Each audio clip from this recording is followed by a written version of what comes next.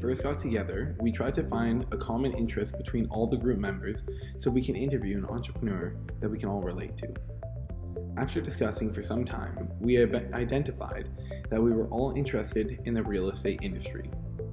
Mark later brought up that his godmother knew someone named Kip, who had their own successful real estate photography startup venture. Mark took initiative for the group to get in contact with Kip. Meanwhile, the rest of the group began to research everything that they could find about Kip and make questions that could help us gain the most value from our interview to come. Chip He's a real estate photographer here at the GTA, and we're going to talk about how he got his business started. Secondary research on Kip was done primarily by Google searches. We looked for all the information we can find on his website, Facebook, and Instagram. Kip is an entrepreneur from Newmarket, Ontario, and from researching, we found that he started Soar Productions in December of 2017. One very beneficial insight found was that he had put together a team that totals 6 other individuals. This demonstrates to us, before the interview, that Kip has utilized partnerships in his entrepreneurial journey. This further validates that Kip will be a great candidate for our interview and confirms that he will be able to share positive insights in regards to some aspects of the effectuation principles. And I started with my dad's old DSLR, so I didn't necessarily have to invest in equipment. Kip demonstrated to us that he used the means available to him at the time by using his father's old camera before eventually purchasing his own. This allowed him to get started on bringing his idea to life right away rather than waiting until he can buy an expensive camera himself.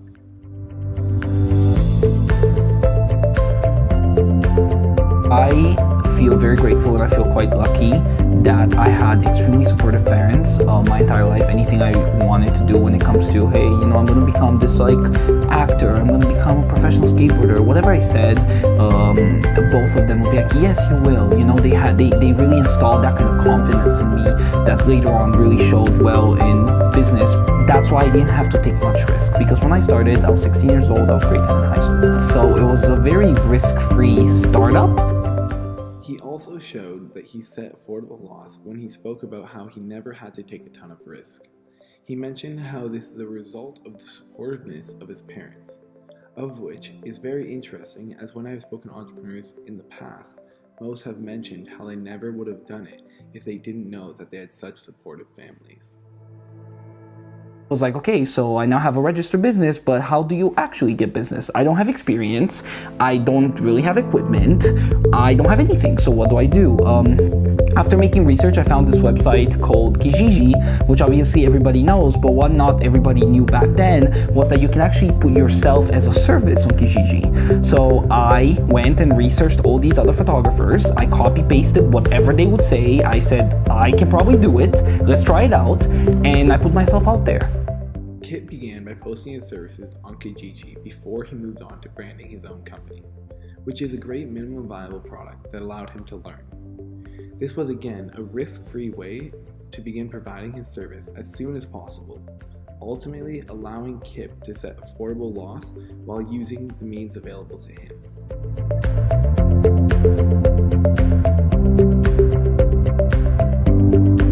On this day, you're going to come over to my house and you're going to test it and show me that you can actually do this video. You learn how to do it. So I told him, yes, I knew nothing. I didn't have the right equipment, but then I immediately researched. I went practice. I went to his house. I did that shoot. I showed Hans everything I could do. And I think he saw something in me. He saw this kid that was really trying to start a business. And he said, I will give him a chance. We found that Kip had key real estate brokers that he worked with. These were great relationships because he can help them grow through his services, and as they grew, so did Kip. This is one way that he was able to focus on the benefits of networking and forming partnerships in the form of strong business relationships.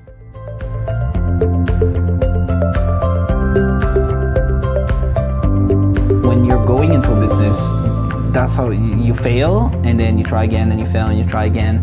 A big part with me was communication. I wasn't good at communication when I started.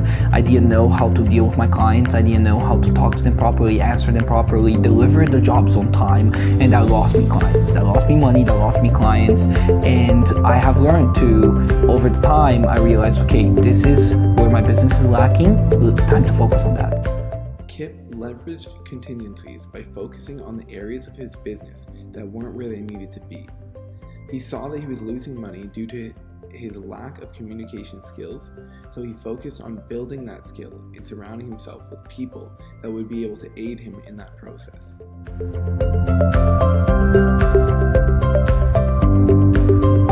It's real estate. So real estate goes up and then goes down. And then when real estate goes down, my business goes down. So I have definitely have gone through a downturn. And whenever that happened, it was a little scary. And you have expenses, right? Once you grow, you have business expenses. You have obviously living expenses. So I had to really sit down and see what we could do. And ultimately, I decided I will focus extra hard on growing my business, because guess what? If you end up having more clients, even if the market's slow, because you have so many clients, you will always have enough, if not even more business. And it's worked out quite well. Kip mentioned that his business is closely linked to the real estate industry, and that with this, he has faced economic hardship when the housing market wasn't doing so well. With this, he said, he focuses on things within his control. Kip said in the interview that in these times, he decided to focus on what can help him the most: growth. This shows that he focuses on what he could control. In conclusion, it was clear that Kip used all the factors of effectuation throughout his entrepreneurial journey. He utilized his means at hand, which allowed him to set affordable loss while building partnerships and focusing on what was within his control. In the end, it seems that Kip was really empowered by using the effectuation principles in his business on the regular.